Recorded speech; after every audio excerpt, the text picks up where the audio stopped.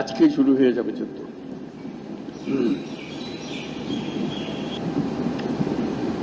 তো সেখানে প্রস্তুতি না নিয়ে থাকা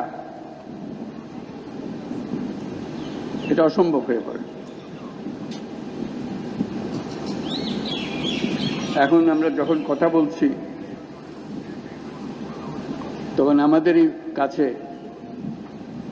ভারত পাকিস্তান যুদ্ধ হই হই অবস্থার মধ্যে রয়ে গেছে।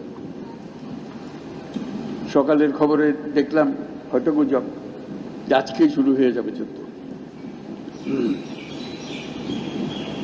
এরকম পরিস্থিতিতে আমরা বাস করি।